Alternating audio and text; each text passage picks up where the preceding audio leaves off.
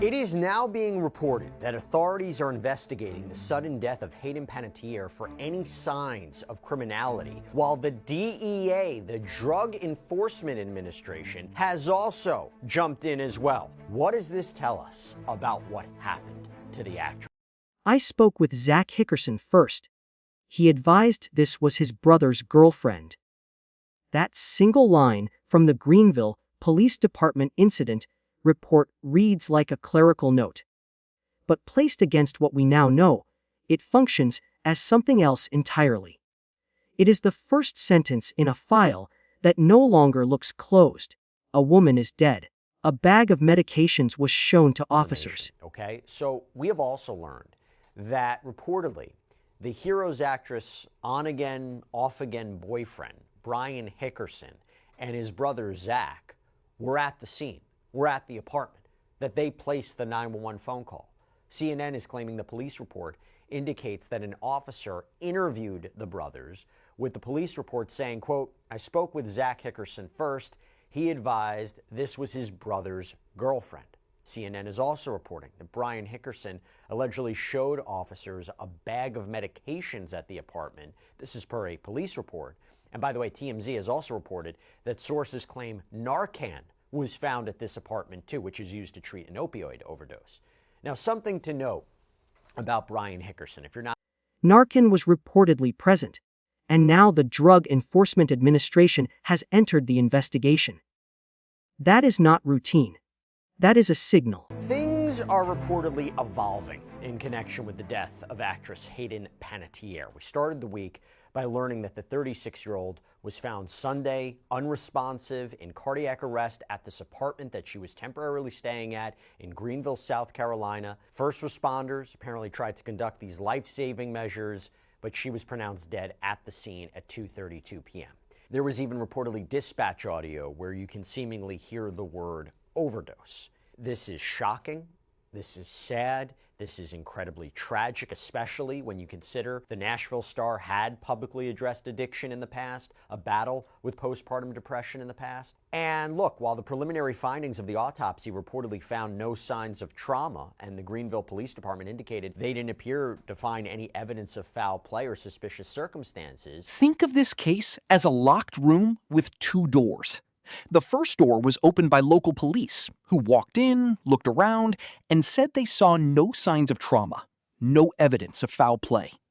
The second door is now being opened by a federal agency that does not knock unless it believes the room connects to a much larger building. That building is the supply chain. That building is the network. The DEA does not get involved in a simple overdose death. They get involved when the substances in question may trace back to a person or organization already on their radar. So the question is no longer just how Hayden Panettiere died. The question is what was in her system, who put it there, and whether the person standing next to her when the 911 call was placed knew far more than he said.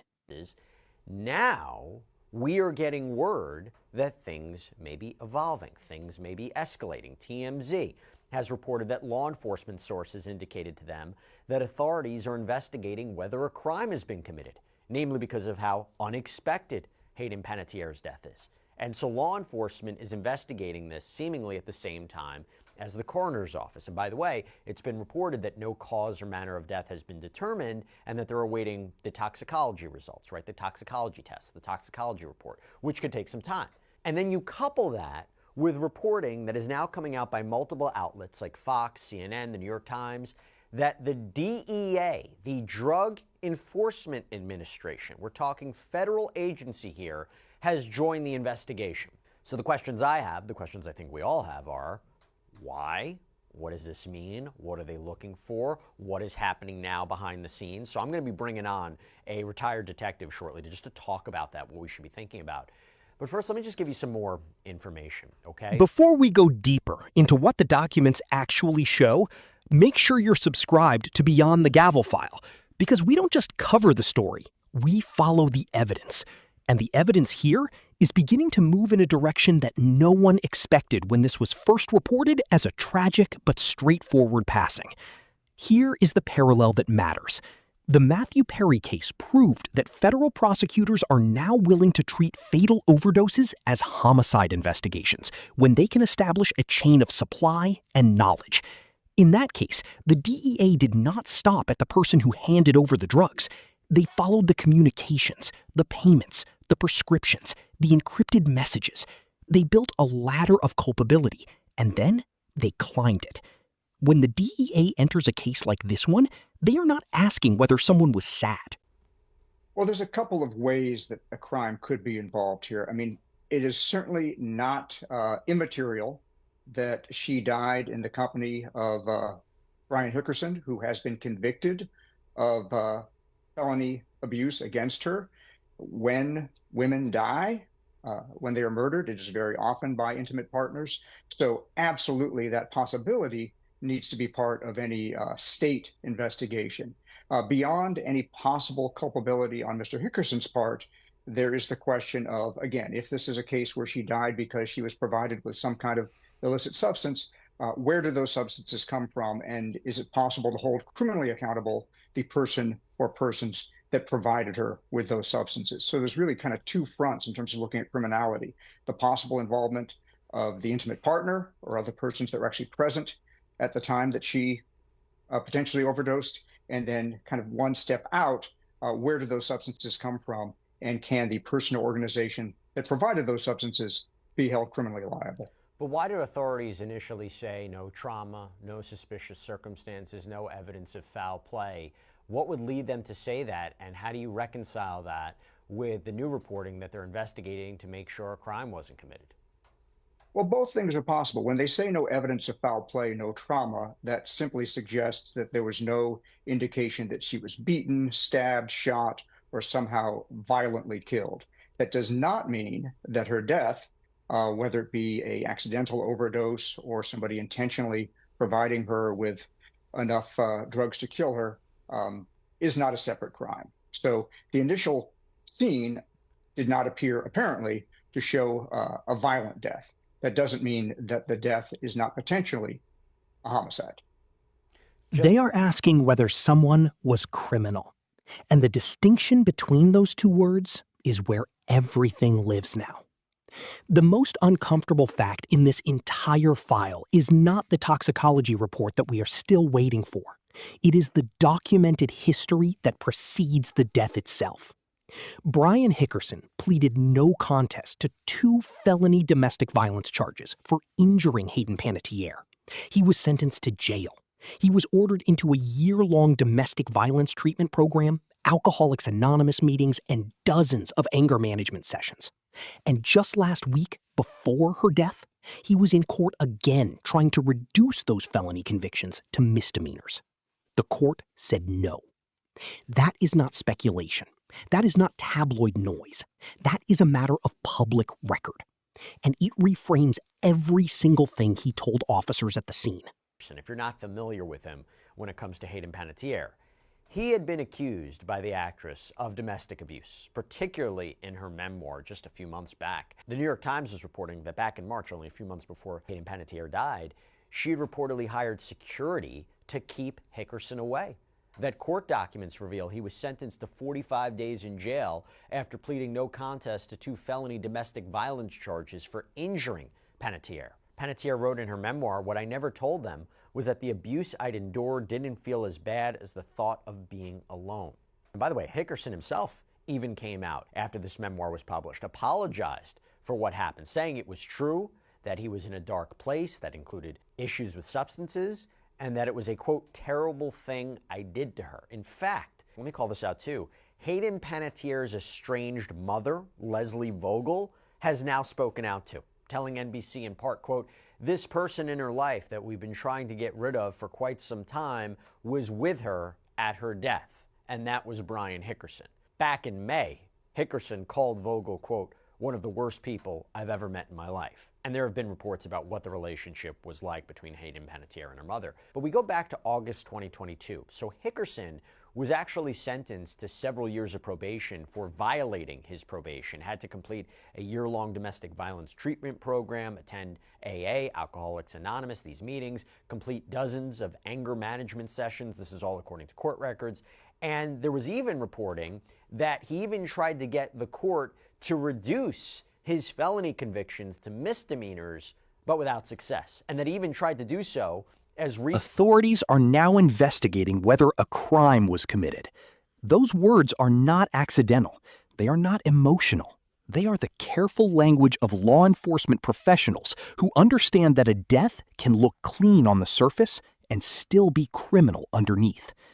The preliminary autopsy reportedly found no signs of trauma. That simply means she was not beaten, stabbed, or shot. It does not mean she was not killed. An intentional overdose, a spiked substance, a deliberate misrepresentation of what she was taking, these are homicide pathways that leave no bruises. They leave a body and a phone and a chain of messages. And that is precisely why the DEA is now involved. Okay, let me bring in retired detective, law enforcement instructor Matt Irvine. Love having Matt on whenever we have these kind of strange investigations, what's happening behind the scenes. Matt, thanks for taking the time. This is just a tragedy on so many different fronts, but I do want to talk about the investigative aspect of it. Why bring the DEA on board? Yeah, that's a very interesting question because the DEA typically does not get involved in cases that appear to be suspected overdoses, even if there is possibly some suspicion of foul play. I would expect that the reason the DEA is involved is they believe that the substances that may have contributed to Hayden Panettiere's death may be connected to a person or organization that is already the subject of their investigation. You know, a lot of people have already been saying Matthew Perry.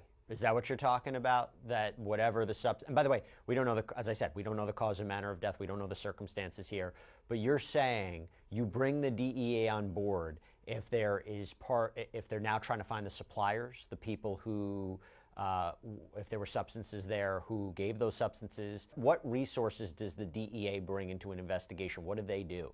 Well, the DEA has massive resources. They have tremendous forensic capacity, and this is a case certainly where it appears that they are already looking at communications, looking at devices. The DEA, if they've already got a person or organization under investigation, has a lot of intelligence on that target that they can leverage to support this investigation. I don't know what the law is in South Carolina in terms of being able to charge somebody with homicide for causing the death of another person through the provision of illicit substances. But that is certainly a possibility, and the Matthew Perry case would be the most famous example. Here is the ticking clock. If the substances that ended Hayden Panettiere's life came through a network that is still operating today, then every single hour spent waiting for toxicology results is an hour that network remains intact. So the question becomes this: how long before the supplier realizes the DEA is watching?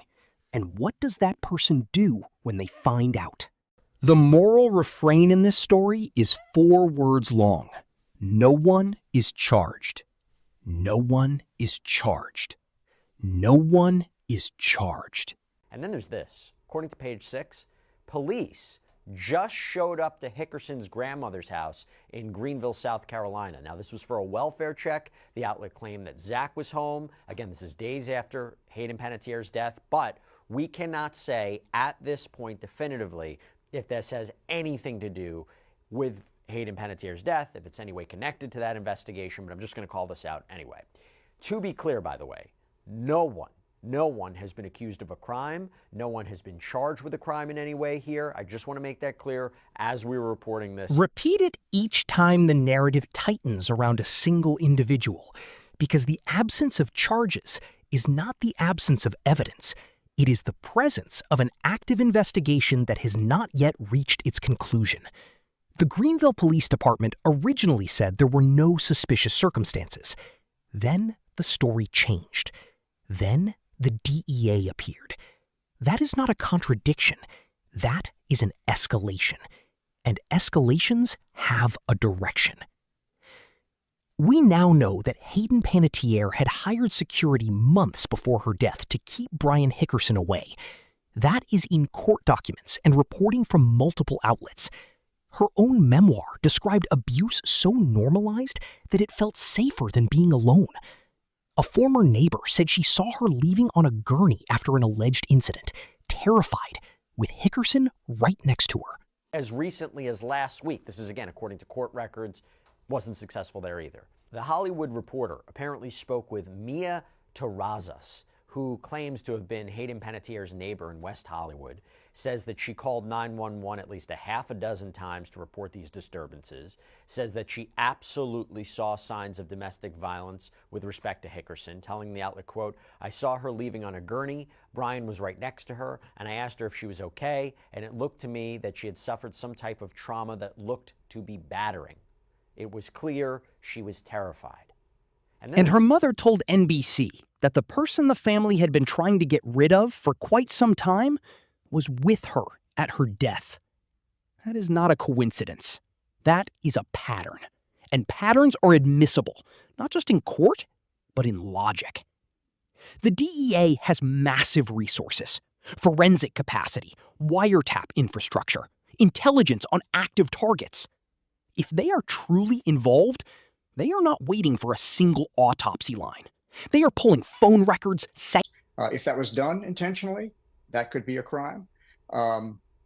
It's also possible, again, that the persons with her had no knowledge that she was ingesting something that could potentially be fatal, but the person or organization that provided those substances knew or should have known that she was being provided with something that could kill her. And again, if you're obtaining drugs, particularly in this day and age, and particularly if you're a celebrity, you're not driving down to some sketchy corner. You're doing it probably through electronic communications. Let me ask you this.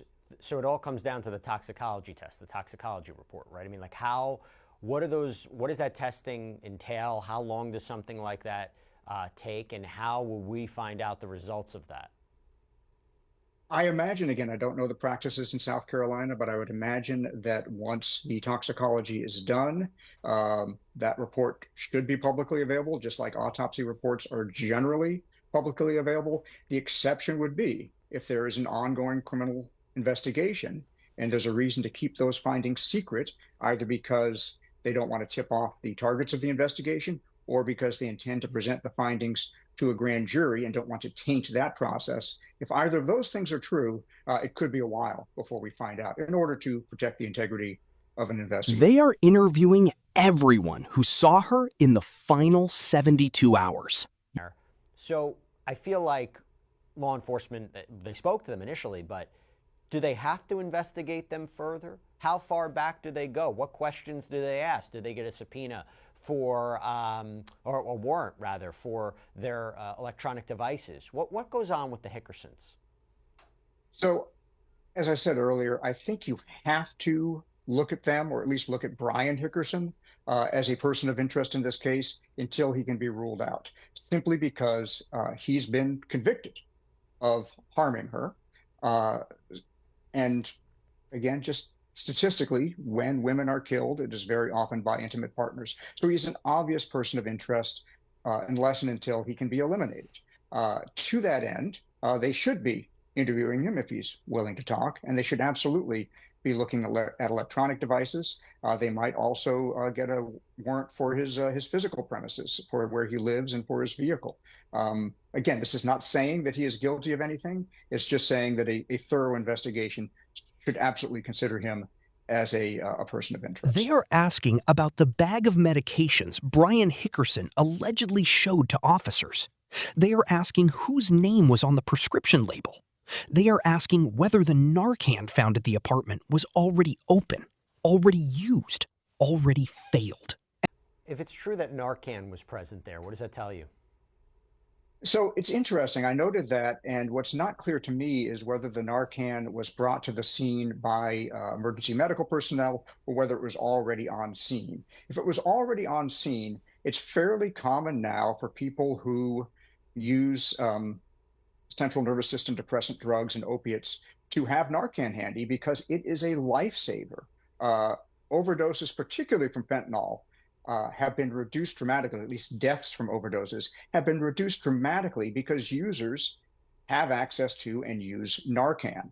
So again, if this was something that was planned, that they would have Narcan on hand is not surprising. And obviously, emergency medical personnel carry Narcan with them because they respond routinely to overdoses, particularly on fentanyl and other CNS depressant drugs. You know, look, we're still trying to understand what happened. Variety is reporting that a director, Griff First, who directed one of Hayden Panettiere's final films, said that her team had asked him to participate in an intervention for her after they filmed that movie last year.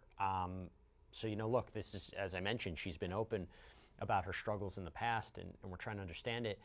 You had talked about Hickerson. I mentioned Hickerson before. I mentioned his brother there, both of them there. So I feel like law enforcement, they spoke to them initially, but do they have to investigate them further? How far back do they go? What questions do they ask? Do they get a subpoena for, or a warrant rather, for their electronic devices? What goes on with the Hickersons? So, as I said earlier, I think you have to look at them, or at least look at Brian Hickerson as a person of interest in this case until he can be ruled out, simply because he's been convicted of harming her. And again, just statistically, when women are killed, it is very often by intimate partners. So he's an obvious person of interest unless and until he can be eliminated. To that end, they should be interviewing him if he's willing to talk, and they should absolutely be looking at electronic devices. They might also get a warrant for his physical premises, for where he lives and for his vehicle. Again, this is not saying that he is guilty of anything. It's just saying that a thorough investigation should absolutely consider him as a person of interest. Was there anything unusual to you about the police report? Was it the idea that, you know, they were there, called 911? Brother said this was Hayden Panettiere's boyfriend. We know that it's a lot more complicated than just that, but anything from the police report strike you as strange? Not at first glance. Because if the Narcan was present and she still died, the timeline matters more than the sentiment. No cause or manner of death has been determined. The toxicology report could take weeks. It could also be sealed if the investigation expands. That is what happens in federal cases. That is what happens when a local tragedy becomes a national security issue. And yes, fentanyl distribution is a national security issue. The DEA does not frame it that way casually. They frame it that way because the same supply chain that reaches a celebrity in South Carolina also reaches a high school in Ohio and a military base in Texas. So when you see the initials DEA on a case like this, you are no longer looking at a single death. You are looking at a network, and networks have many doors. How much does the family get to know about the investigation? How much are they kept abreast before the public, before the media? How much are they kept in the loop about what's going on, whether it's from the feds or local law enforcement? That is always a tricky balance for investigators because, on the one hand, you want to respect that these are people who are grieving, who have lost a loved one, and who deserve the respect and empathy and consideration from the investigative team.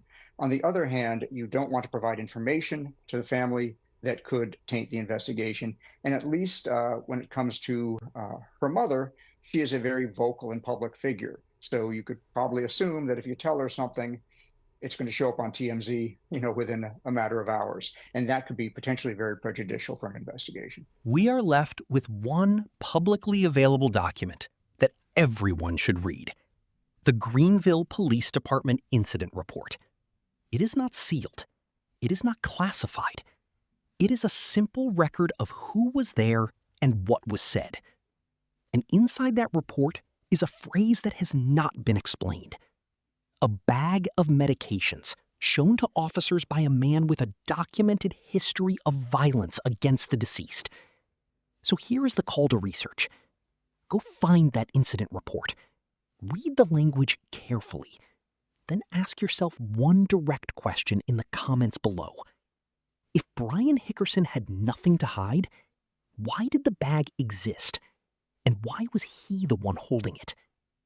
Like this video, share it with someone who still thinks this was just a tragic accident. Subscribe to Beyond the Gavel File and turn on notifications so you are here the moment the toxicology report breaks.